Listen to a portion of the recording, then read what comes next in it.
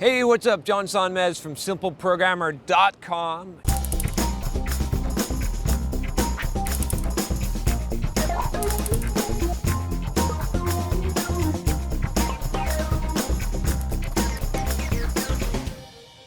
And I have a question today about niches. My niche is too small. That sounds like a personal problem to me. I don't know if we're going to talk about your niche here. But anyway, this is from, let's see, I don't have a name here, but he says, "Hi John, your blog is great and your channel is getting better every time." That's great. "You've influenced my whole life in a positive way." Awesome. My question, let's see, he says, he has a TLDR version. "My niche is super small. I'm afraid nobody would read my content on my blog because nobody cares. What should I do?" I'll give a little more details here. He says, "I'm a young developer and I'm planning to launch my blog about a really specialized and deep topic, as you always suggest." I do suggest that. "But I got a serious problem. It's too small of a niche. Really, I mean, there are several thousand people in the world who would be interested in reading one blog post or maybe a series about it, but not a whole blog. I did comprehensive research on the internet to find proven wow contents in my niche to get some help what people need, but there isn't such content yet. No forums, no communities, and no bloggers. And another problem is that this topic is full of legal issues and questions, so it's not so sexy among people. I ask you because you say there is no such thing as too small a niche. I totally agree with you. That's why I'm stuck now, because I found some serious reasons why it wouldn't be a good idea to start the blog. I would really appreciate your advice." So a couple things here. So first of all, maybe you don't need to do this. You don't have to do this. You can pick something else, right? But I think that's kind of a cop-out answer. I think there's a lot of opportunity here. See, it's just that if you pick a niche that's too small, I mean, as long as there's money in it, and I don't know what the niche is, but you said there's a lot of legal problems in it, so I bet there's money in it. If you only had a couple of thousand people, and well, first of all, is there really only a couple of thousand people? Because there's a lot of fetishes out there on the internet that you would think only have a couple thousand people, and they have hundreds of thousands of people. I mean, I'm just saying, people are weird, they're strange. Like, the world is large. There's 5 billion people on this planet, right? I think that's about how many? Somewhere around there. And a lot of them are connected to the internet, okay? And that's only growing. And so you might be wrong about how big your niche is, but let's say that you're not. Let's say that you're not. Okay, so there's a couple of really good things here. You've got an opportunity here. You're not going to be mass market. You're not going to be the kind of like a high volume thing, right? Like Simple Programmer, I'm appealing to all kind of software developers, or most of them, who are interested in growing themselves as a person and as a developer, which should be all developers, but surprisingly it's not. So I've got kind of a mass market. So when I'm selling things at like $99 price points, $300, maybe $500, and I'm selling to a massive amount of people.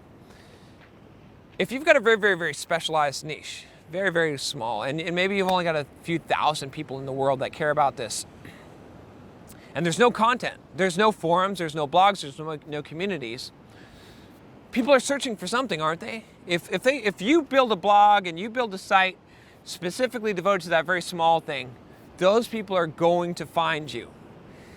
And if you can figure out some kind of service, I don't know what your niche is, again, it depends, it may not work, but probably if you're talking about something in the space that I kind of get an idea that you might be talking about, you're probably going to be able to charge a lot of money. So maybe, right, instead of you doing the strategy that I'm doing, where my prices are, you know, pretty much around sub $1,000, and I've got a lot of people that I'm selling to, and I'm selling advertising and stuff like that, and doing affiliate links.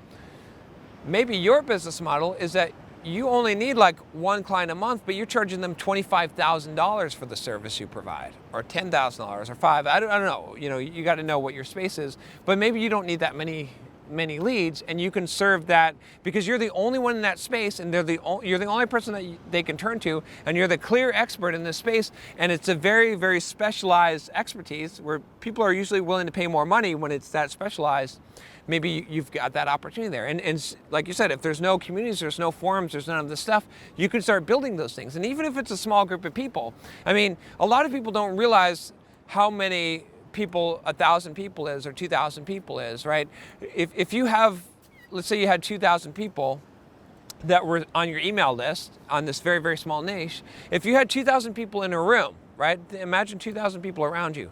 That's a lot of people. It really is. Like it's surprisingly a lot, right? To give you an idea, I think you can see in the video, like I did this this video on UPW, on Tony Robbins' UPW event that I went to, and there was, I think, 5,000 people in the SAP stadium in San Jose. And you look around that room, that's a lot. Like when I'm online and I've got 5,000 subscribers on my YouTube channel or something like that, I'm like, okay, that's not a lot. But when you're in a room and you see 5,000 people, that's a lot. So a couple thousand is nothing to sneeze at. There's actually this blog post, I can't remember who wrote it. For some reason I want to say Derek Sivers, but I'm not entirely sure. It's called 1,000 True Fans, okay? Check out that blog post.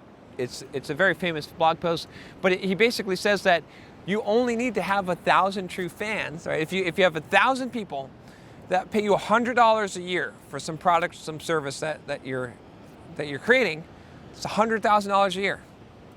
That's all you need. If you're an artist, if you're a musician, if you're whatever it is, if you're a software developer with a very, very specialized niche, you only need 1,000 true fans. So can you get 1,000 true fans, right? Is there enough depth there? Maybe in your space, maybe it's so small, maybe you only need 100, but you charge them $1,000 a year, or that you're able to sell $1,000, right, worth of service to them, and you're making $100,000. So there's a lot of ways to skin this cat. To say, but there has to be money there. If it's a very, very small niche and no one's paying for it, or your audience is like starving college students and something like that, and it's very small, I can't imagine that being the case, especially if there's a lot of legal issues with it, then you have to give up. If there's no money, you're not going to make any money. But see if you can charge a premium. See if your audience is such that you might be able to charge $1,000, $5,000, $10,000. There's niches where someone can charge $50,000 for a service, right? I mean, look at a lot of enterprise software, right? That sells to big enterprises. There's software to manage fleets of printers. There's software, like these are things where there's not a lot of potential customers there, but the customers that do exist, because it's so niche, are willing to pay a huge amount of money. So take a look at that. Maybe look at some examples that you can find a very high price tag software and see how big their actual audience is.